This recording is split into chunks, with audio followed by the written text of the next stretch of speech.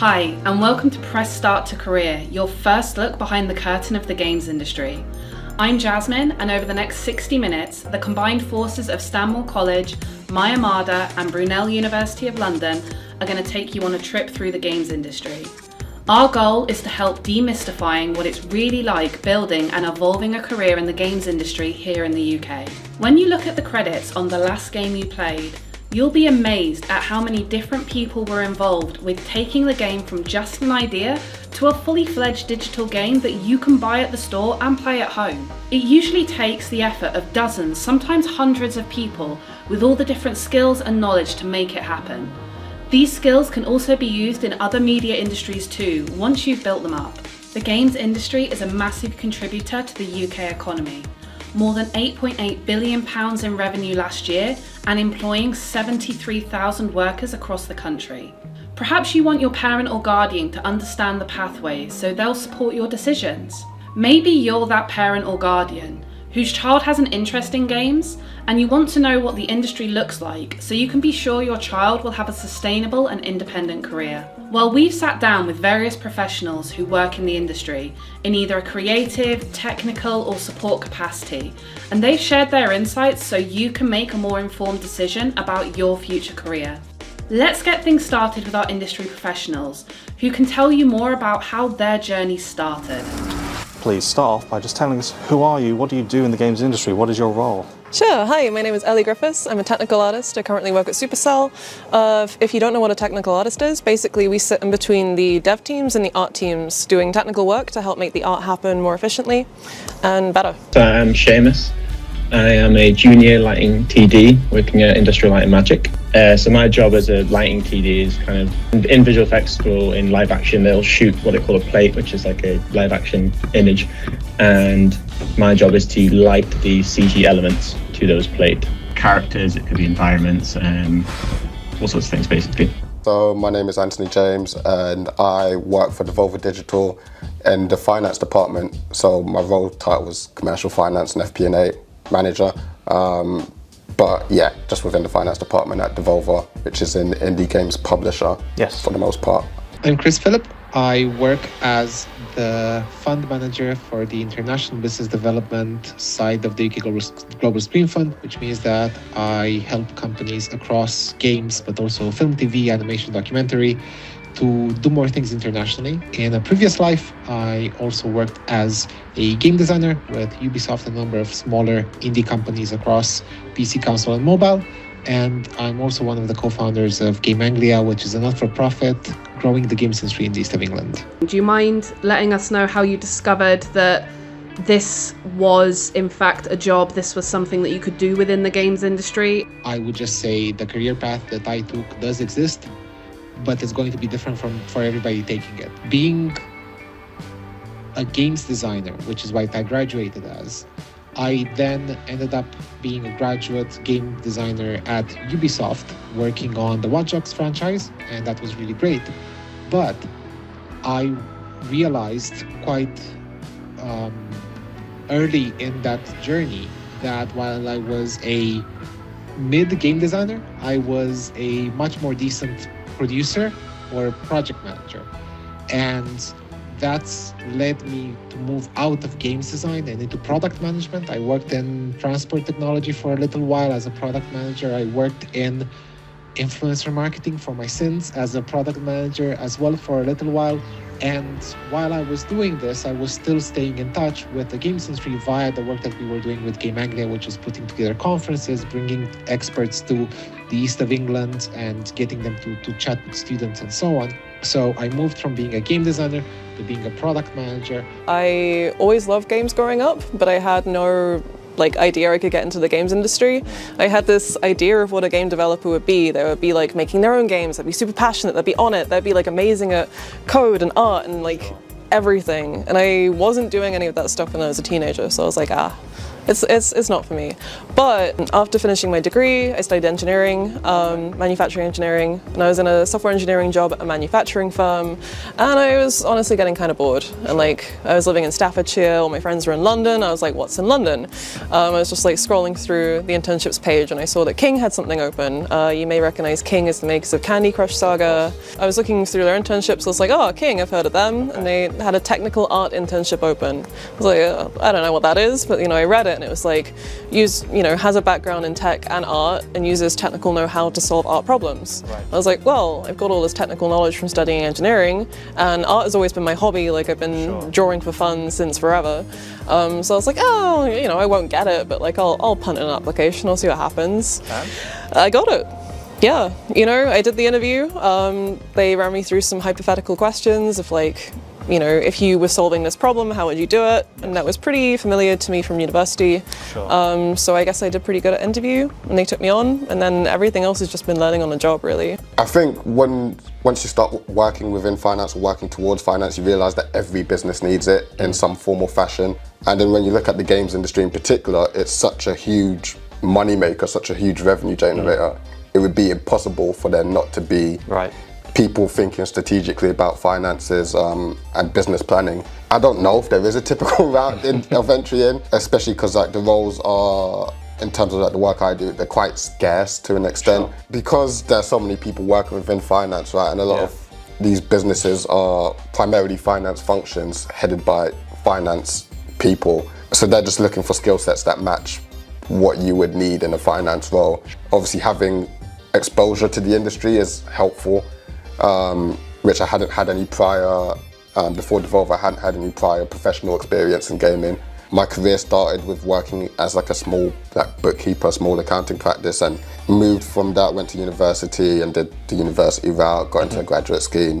But I'd say into the games industry, probably not so typical. Yeah. A lot of people's entry into the game industry is via technical or via creative role. That I kind of had to try and pivot in a way. I was picking up roles within media as like a sort of adjacent industry. Also working in soft drinks before, so FMCG, as again sort of like a direct-to-consumer industry. So I could say that I've worked in a consumer-facing industry and also in a media industry. So I could kind of understand how those dynamics work, and that's how I fit that experience into saying that I don't have quite games experience, but I can show you I'm interested in the industry. Yep. I can show you I understand working in the media industry, and I understand working in the consumer-facing business. So those three combined kind of supplements not having that direct professional experience. Yes, I was never even going to do a creative career, I don't think, because both my parents are quite academic, so that was kind of always probably where I was going to go. I think I did very academic A-levels at sixth form, and then I just wasn't necessarily passionate about science or those kind of things. So then I kind of started looking into more creative role. At that point I was already doing photography, so I looked into maybe doing that as a career option. Then I started moving into looking into architecture. But through wanting to do architecture, I was actually working in Unreal Engine at that point, on my architecture projects that I did in college, because I did an art foundation after school to kind of try some different arts and see what I liked. And I was like, well, I've always played games throughout my life and thought it'd be cool to work in it, but I just thought, that's like, it feels like something that maybe people wouldn't get if I was like, I want to study games as an education. They wouldn't think it was like a real degree or anything like that. But my partner kind of gave me the comments to be like, if this is what you're passionate about, you should do it. And it was honestly the best decision to make was to actually kind of veer off that path of academic and going for a creative job, because I found it so much easier once I started working on like projects and games to actually realise that I could be quite good at it and kind of be passionate about it. It was putting the work into it so much easier as well, because studying for maths or biology and all those exams was just like, it was such a chore. There was no enjoyment in it, whereas every project I worked on at uni, I was always, even though they're absolutely, a lot of work and they're really hard, like I loved every single minute of it. Break down for us what a day-to-day looks like, a typical day for you. Yeah, so a typical day, there is no real typical day, to be honest. Towards financial reporting deadlines, we're doing a lot of work around getting those out. So that might just be preparing the revenue numbers and looking at how the revenue is done for the last month or so and just giving some commentary based off of that. But within those requests, there are a lot of ad hoc requests come in. So somebody might just say, we're planning on launching this game in a few weeks. We're looking at pricing. What do you think is a sensible price for this product from a financial perspective? And then all sorts of requests come in. So sometimes it might be an investor has looked at our numbers and queried something, and we need to come back with an answer. Receipts. Yeah. So it could be just things like, how are these sorts of games in your portfolio performing versus other games? So it's very varied. It's a lot of strategic questions that come in on an ad hoc basis. So it's very varied, and there's no real typical day, to be honest with you. So I'd say my day-to-day looks a lot like a programmer's day-to-day, really. So at the moment, I'm working on Heyday, which is a 13-year-old game.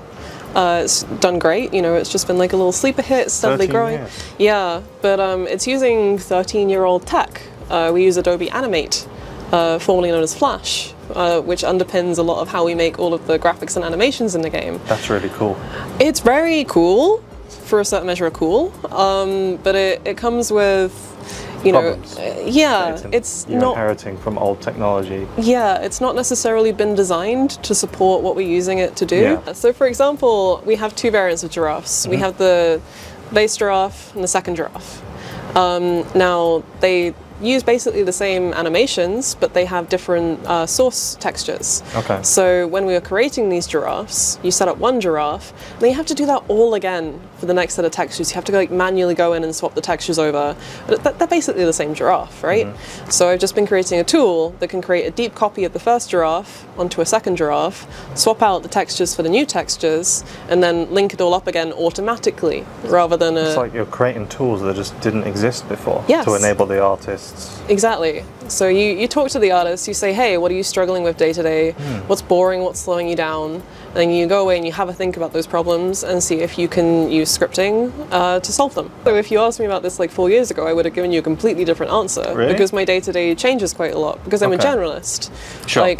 It's very contextual to the team I'm working on, the project I'm working on, and what they're trying to do at any given time. And it could be completely different on a project by project basis, even if you're working at the same studio. The way the tech on this project works could be completely different to the tech over here, I assume. Absolutely. Supercell's quite interesting in that a lot of the teams and the tech they use, it has a shared core, but we have this in-house game engine called Titan. But most of the game teams have taken that Titan and they've extended it into something which is unique to their game that makes sense for them, that isn't necessarily compatible with core Titan again or anyone else's Titan. I think I was very surprised how social the industry was. I don't think there probably is a misconception about games as well, and then it's just people who don't really like to speak to each other or are super introverted. And I think that's probably just a lot of uni courses. To be fair, you have such a mix of people.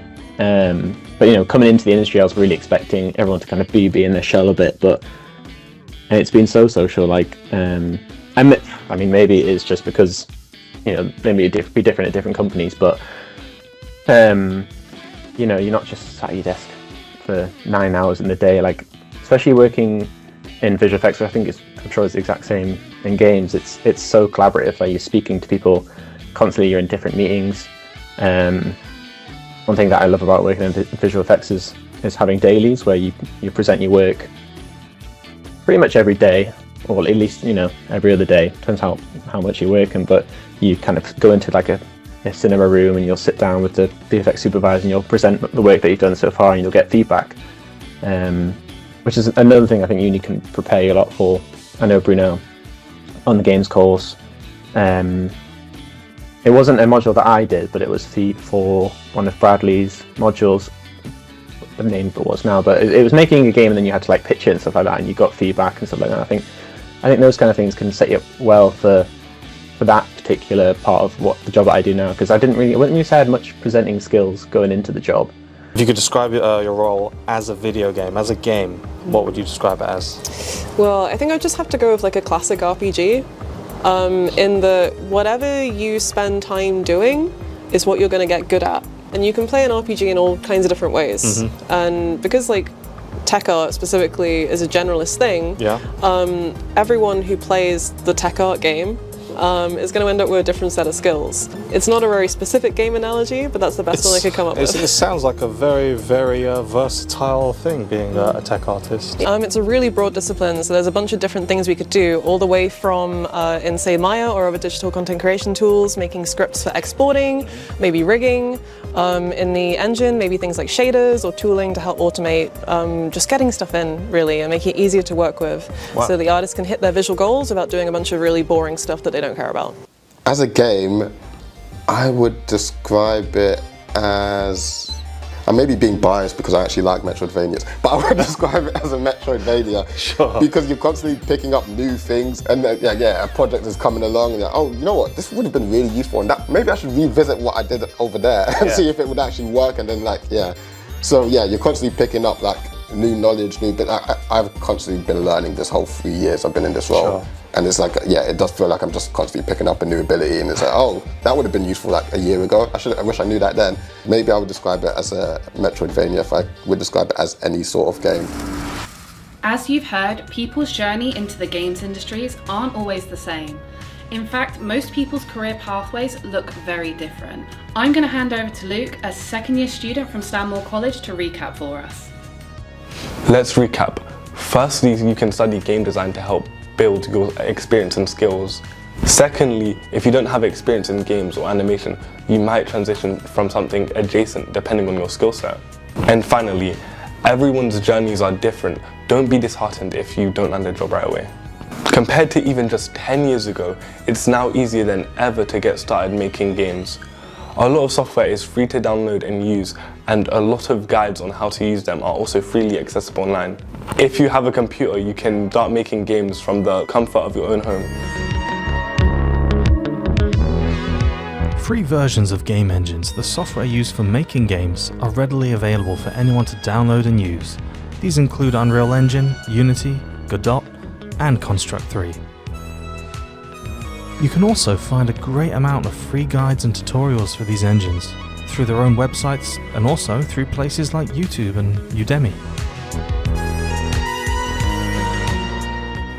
Of course, it being easier to start doesn't automatically equal a job. It being easier to start means that competition is now more fiercer than ever, with more people applying for the same positions. This can make it seem like it's a lot harder to make a career in the games industry. It's not all doom and gloom, however. In addition to studying, there are various things you can do alongside your formal education to help give you an upper hand and help you stand out from the others. What would you say you actually learned from education that helped you get to where you are, and what have you had to learn on the job? What have you had to learn since leaving education? Yeah, I mean, education taught me like a lot of grounding in the tech stuff. Like, it was really useful that I did have some programming knowledge. My degree was quite broad in that manufacturing covered a bunch of different disciplines. So it taught me a bunch of different ways of thinking about things or awarenesses, as well as the programming, as well as like management, or like we did a little bit of psychology. I guess also just like knowing how to learn things, really useful. My course also included like a bunch of putting together presentations and pitching them back. But I think having that grounding is quite useful for having an idea of like how to effectively present ideas and collaborate with others is so important. If you want to get someone on side, you need to know how to present that idea to them in a way that they'll understand. Something that I told people when I was at Ubisoft, which was completely unbelievable to me, was that I have not met a situation in a AAA company like Ubisoft that I had not already dealt with at a much smaller scale at uni. And that's really been surprising. Somebody on the team not pulling their weight, that happens in AAA companies as well. Misunderstandings because somebody didn't quite understand the brief because there wasn't enough over communication, that happens in AAA as well. The specs changing and having to change because of getting closer to the deadline, that happens in AAA as well. Everything that it turns out that making a game is something that is scalable. Unfortunately, the problems when you're making a game are also scalable, because delaying a game by 3 months means a lot more than asking for an extension for your group project. Yeah, definitely. So that is surprising. I think if you think about it, you probably would guess that the situations would be transferable, because an awful lot of them rely with working with people. And you work with people at uni, you work with people at games, and to some extent, people very rarely change. Updating the version of Unreal that you're on, and that's breaking half of the game. Yeah, that also happens in AAA. That happens at uni so much. Or on the professional level as well. As I said, I've worked on games which were made in Unity. I've worked on games which were made in Unreal as well. So and the proprietary stuff that like AAA studios have. And I think the other thing is, because I get to talk about college and university quite a lot, I know that uni isn't for everybody. It was definitely the right choice for me, because of the way that my motivation structure works, where I need the deadline in order to achieve something that comes with like ADHD. I need to know what I'm working towards, and having a formal system of progression helps a lot more than if you are self-motivated and you can get up every day and then go and work on your craft for 8 hours and then come back the next day and continue, and come back the next day and continue, all being based on intrinsic motivation. That's really great. Does not work for me. So being able to have the accountability partners in my lecturers, the accountability partners in my classmates, that's really what university really helped me with, like the whole formal structure of support. Education perspective, just the core stuff of like finance and accounting is very useful to know. Yeah. Particularly working within the finance team and working with other people within finance, just knowing how those processes should and shouldn't work. Yeah. And understanding, I don't want to throw any like finance technical terms, Sure. But like understanding how like balance sheets and profit and losses and how all of those things come together, and therefore how some of these decisions might impact those. Sure. Very important, very useful. Knowing your specialism, basically. Yeah. Like that's the same way a creative would have to know the tools of their trade. Yeah. In essence, that's like I've been hired on the basis that I understand and know these things, right? And I could bring that perspective to the table. So having that core knowledge is obviously very important. And in terms of what the education hadn't taught me, it's obviously using those things in practice. So using those principles in practice differs from industry to industry, which is why I understand why people, when they're looking for people hiring, they ask for industry experience. Yes. Because the way those things shape within a different industry or within a different product is completely different. Yeah. Like just as like a very rough, very high level example, like revenue recognition for different types of deals can be very different. It's very subjective. It's very, you have to apply the accounting principles to that. But it differs from industry to industry compared to like, I don't know, revenue recognition of a Xbox Game Pass deal versus revenue recognition of selling a drink at a shop. The two different beasts. Yeah, two very different ways that you'd recognize the revenue. So obviously, being in the industry, you get that experience and learn those things. And also just how the industry works. So like, you see, I'm not in like a shirt and tie, right? I think if I went to my interview in a shirt and tie, I'd be in trouble because I don't think it would resonate well with people within the industry. Right. So just learning how the industry operates and how, how formal or informal you should be. The culture, I guess. Culture. Yeah. How much do you think that taking on opportunities at university, such as internships or group projects, helped you get from where you were when you were on the course through graduation to now, and then into a role? Oh, massively, because I think, it's so important.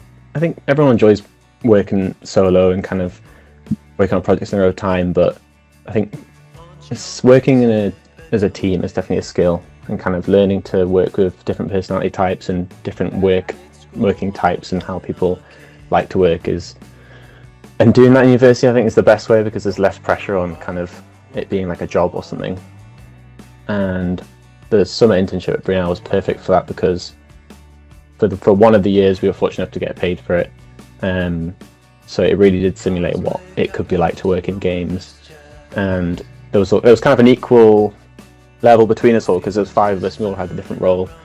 So I was a programmer both years, and there was an artist and a designer and a producer, and it was good because it kind of simulated good times and bad times. Like there was times where there was clashes between 2 team members, and we had to kind of figure out those kind of situations, and that it gave me examples of things to talk about in interviews as well, which I think was quite good. And so I think if you don't do these things, you have interview questions where it's like, tell me about times you've had challenges and stuff like that, and if you can only speak about yourself, I think it doesn't give you much options, whereas if you can speak about times where you've worked in a team and stuff like that, it comes across really well. Is there anything else that, looking back, you think actually definitely helped you get hired versus all of the other people that would have applied for your graduate scheme? Things like portfolios or having to work on stuff in your spare time? I mean, I was quite fortunate in the sense that one of my major projects in my final year was making a show reel. Right. And that timed up perfectly with my job applications, because specifically a lot of the ones for visual effects jobs, they ask you for like a show reel to present all your work. So it kind of just worked out perfectly at that. I was kind of able to shape what that project could be, because we had quite a lot of creative freedom in our final year to kind of think about what we were passionate about and kind of decide what we wanted our show reel to be on. So I kind of decided to make like a short cinematic in Unreal Engine, which was kind of, technically it was for a game, but it could be for visual effects. It was kind of a bit in between. And that was perfect, because that kind of set me off already getting part way of producing like a show reel. And I think that helped massively, because it lined up perfectly with when I had to start applying for jobs, because that's the thing, a lot of these job applications came up when you're basically cramming in your last kind of bits of work on the project, so it's just trying to find the time to kind of fit that all in. What other roles do you sort of work closely with just outside of your immediate team? Because you're not the only technical artist, presumably, here at Supercell. Not quite. No, I'm the only one on Heyday. Okay. They are quite few and far between across the company, but there are multiple, and they're all quite different. And do you get to work with them even though they're on different teams within the organisation? How much sort of cross collaboration is there? And outside of the technical artists, what other sort of roles do you interact with regularly? Sure. So on terms of technical artists, there is like a little bit of collaboration. We have like a shared channel that we can ask if we have something we want to ask. Okay. There's one other tech artist who is on Art Lab, who's the centralized art team. So they serve other teams in a service manner. So I talk to him sometimes. He's very knowledgeable. He's done a lot of stuff. So he's helpful, I imagine. Yeah.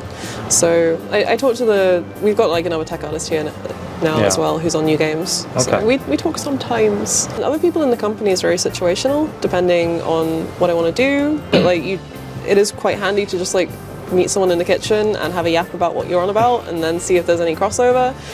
In terms of my like direct team and day to day, the art team are who I pay most attention to, because they're like my customers. Sure. They're the people I'm trying to help out. But I try and keep touch with the dev team as well, because they're the people whose work I kind of affect.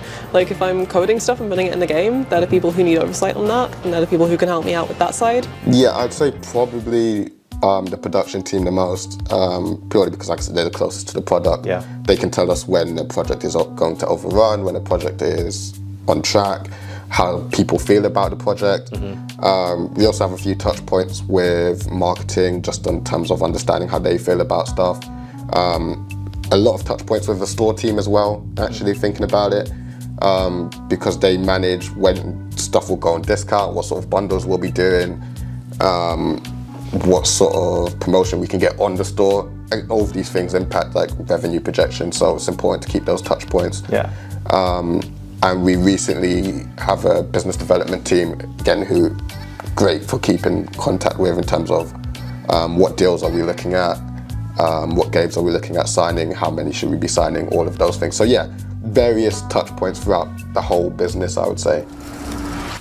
To recap, education does prepare you for the industry by building up your practical and technical skills. Even with formal qualification, there's a lot that you will still need to learn from real-world experiences that you can't get from just studying at a computer. We call these soft skills: communication, working with others, and perhaps most importantly, networking. Finally, these essential soft skills are best developed by engaging with real-world events and communities. One of the best ways to build your soft skills and also your network of industry contacts is by attending industry events, mixers, game jams, and conventions. Very often, family-friendly game jams are hosted by game studios or industry organizations and are open to the public, with some being easier to access through educational bodies. Whether it's a convention, networking event, or game jam, you should treat every event you go to as an opportunity to talk to new people and share your story, skills, goals, and ambitions. By meeting and networking with other people, you create more opportunities for yourself to advance in the industry.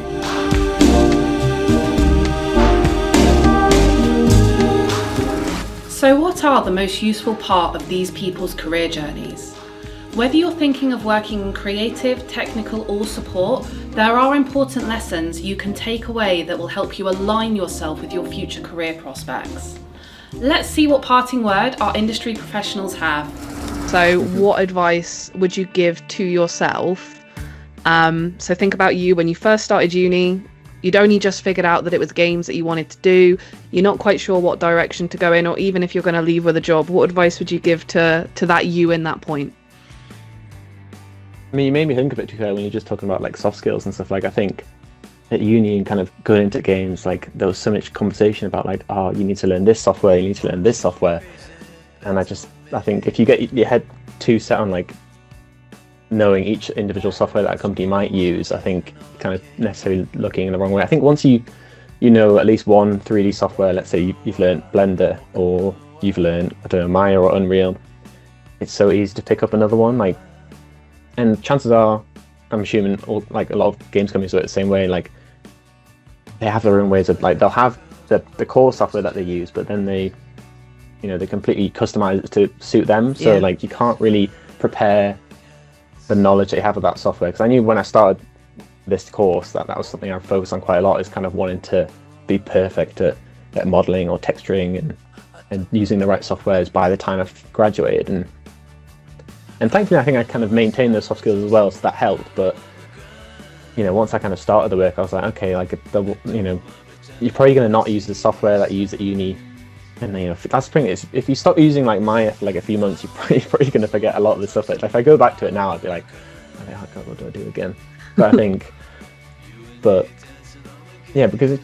I think most companies will have, hopefully, if it's like my experience, really good training resources, and they'll kind of, as long as you're, I think coming in as a graduate, they're not expecting you to be the most incredible person ever. They're going to ease you in and giving you the training that you need. I think if you can present yourself as a personable person, and I think I'd probably just advise myself back in first year not to stress too much about that part of it, and to enjoy the team part of it, I would say.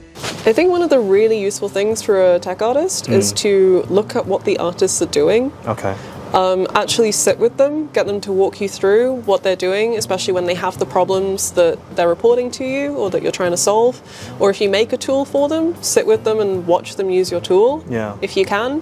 Because it's so, how you think about what's going on might not be the reality. Sure. And seeing it in front of you is so useful for learning what's going on. They might be doing things differently to what you do. They might be doing something smart that you didn't know about. Yes. Or when they use your tool, it might make perfect sense to you because you made it and you designed it in a certain way, and then they might do something that you just didn't expect. Right. And then watching them do that, you can be like, some users want to do this, so I'll change that next time. Okay. So I think, especially when you're just starting out, like being around a team, to any students or parents, I'd say it's a serious career, It's a very legitimate industry. It makes a lot of money. It's only making more money. We're seeing a democratization of people who make games. Platforms like Roblox is making it easier and easier. I think the main thing I would say that I've learned in this time is the importance of, relationships and building honest and good relationships with people within the industry.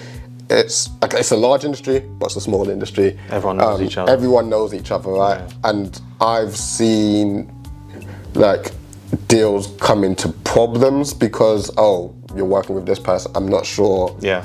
But I've also seen a lot of deals come through because, no, we've worked with them before, they're really good at what they do. Sure.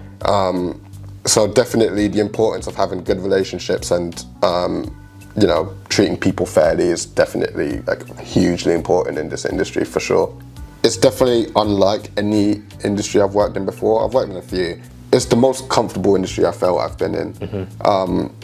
I think if you approach it in a way where you're like super professional and you're like kind of uptight in a way and trying to like hold your cards close to your chest, you don't really succeed in the games industry. Sure. I think you have to be really open and really honest. It's definitely like the only industry I felt like where it's been that prominent that you just have to kind of be yourself. And getting that dream job is not all that it looks to be. That's basically it. I would just say like it's that, and always negotiate for a higher salary than you think you're worth. Like those are the two things that I realized over the years are actually important.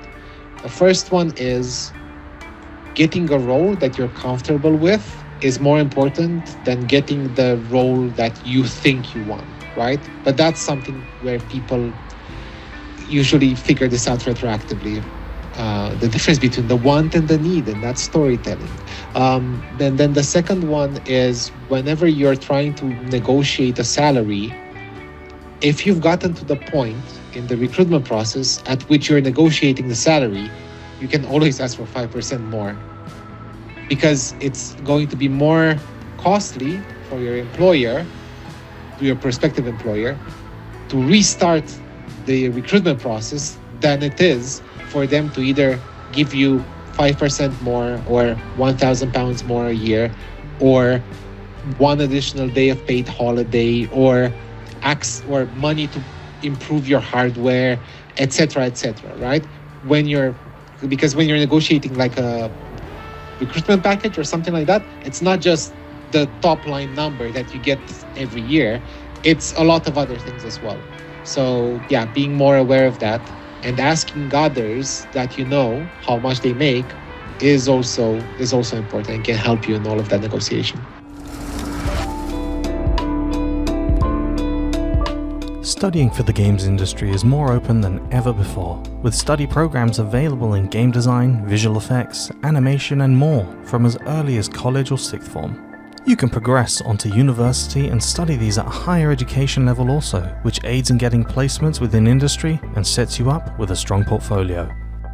While a qualification in game design isn't a requirement for job applications, studying a specialized game design course gives you access and opportunities that you otherwise wouldn't have.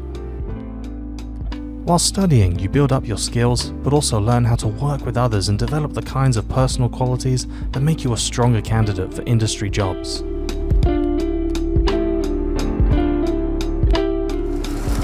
So, what did you think? There are a lot of good pieces of guidance in there, which may leave you wondering, what do I do now? As you've heard, there are opportunities to get involved and start your career journey no matter what age you are. Work experience at events will give you the opportunity to build a credible professional track record and demonstrate those soft skills that industry employers look for. And as for networking, mayamada runs events like their Do I Look Like a Gamer campaign and their Cupcake and Gamepad Social that just finished on August 13th. Events like these let you connect with other young creatives and industry professionals over some fun activities. Their other events, including the Games Industry Explained panels and Friends and Family Game Jams, will also put you in the same room as other emerging talents and professionals you can start to build relationships with. If you're finishing your GCSEs and thinking of studying for a career in the industry, there are vocational qualifications available to get you started. Stanmore College's Animation and Games Design course is accredited by UAL and introduces you to a lot of practices and skills that we've talked about today, while also enriching your journey with industry links.